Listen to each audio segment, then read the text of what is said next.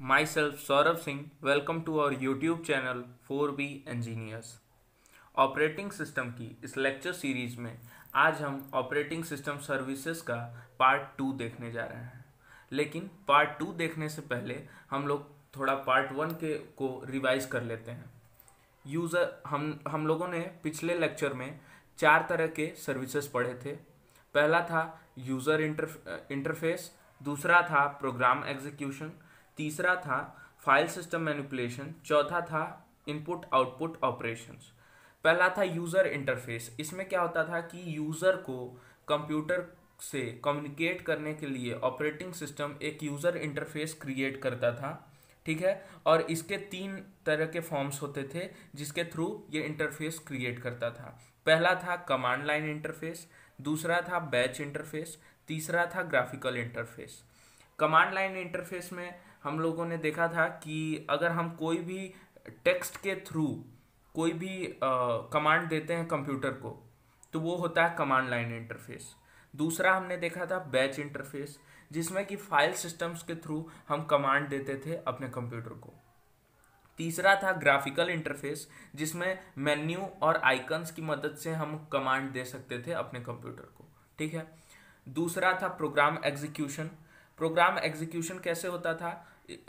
Programme पहले main memory में load होता था और मेन मेमोरी से सीपीयू उसको एक्सेस करता था और आगे उसको एग्जीक्यूट करता था। इसमें हमारा ऑपरेटिंग सिस्टम उसको मेन मेमोरी में लोड होने में मदद करता था।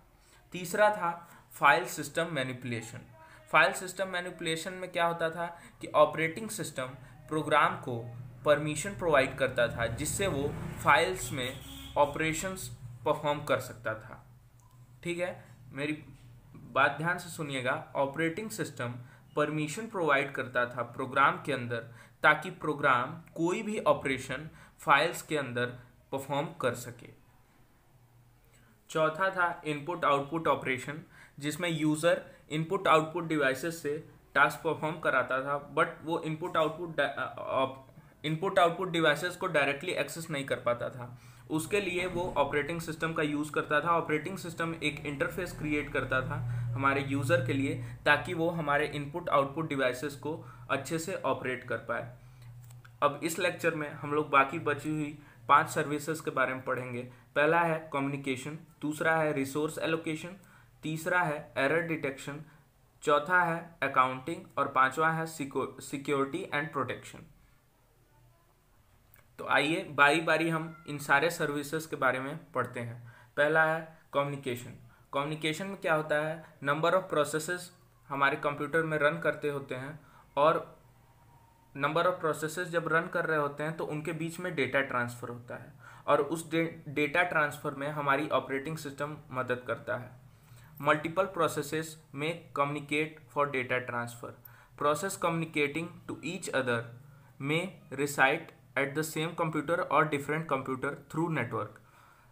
जो हमारा प्रोसेसेस के बीच में डेटा ट्रांसफ़र हो रहा है वो सेम कंप्यूटर से भी हो सकता है और डिफरेंट कंप्यूटर से भी हो सकता है। इसमें भी हमारा ऑपरेटिंग सिस्टम ही उसका जिम्मेदार होता है। Communication is done with the help of operating system.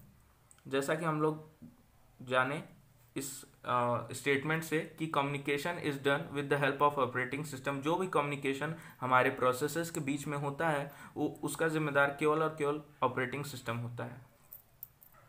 अगली सर्विस है रिसोर्स एलोकेशन।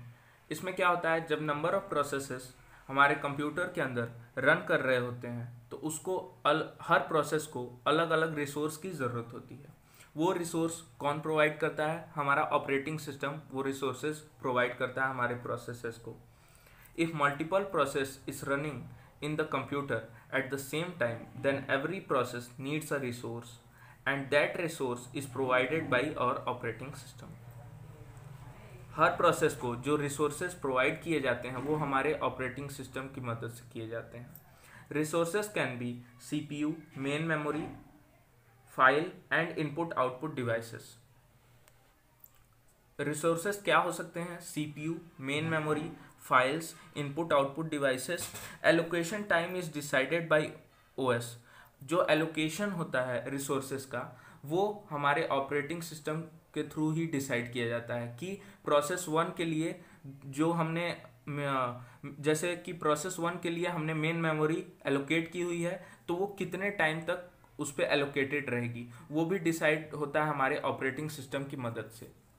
आइए अगले रिसोर्स की तरफ हम लोग बढ़ते हैं, वो है error detection.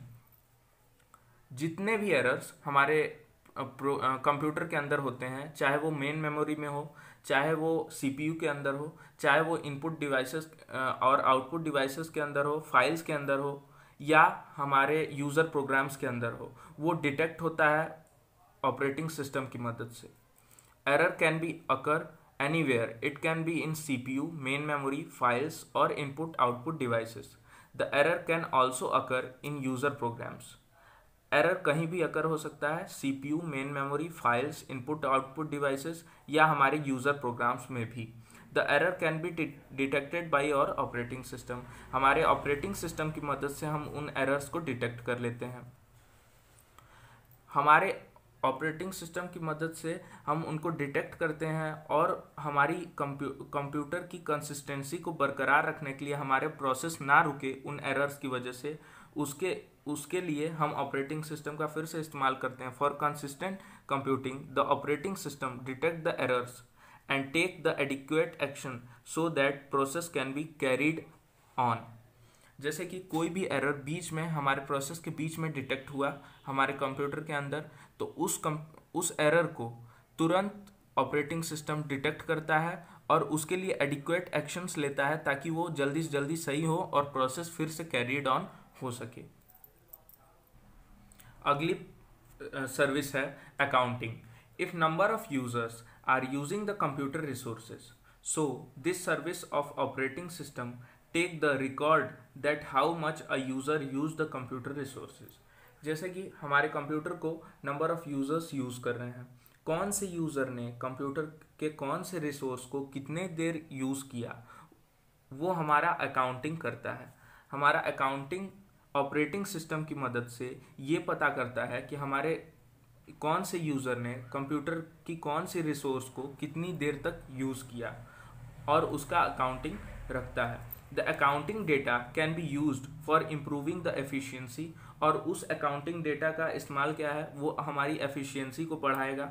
And for getting the track of regular statistic, अगर यूज़र को ये पता करना है कि मैंने कितने देर कौन सा रिसोर्स कंप्यूटर का यूज़ किया है, तो उसके लिए भी वो बहुत ही मददगार साबित होता है। इसका एक एग्जांपल है, बहुत इजी सा एग्जांपल है। हम लोगों के हाथ में जितने भी फ़ोन्स हैं, उसके टास्क मैनेजर में हम जाकर इसकी फुल डिटेल्स देख सकते हैं कि हमने कौन सा ऐप, मोबाइल का कौन सा ऐप दिन भर में कितनी बार यूज़ किया और कितने देर के लिए यूज़ किया।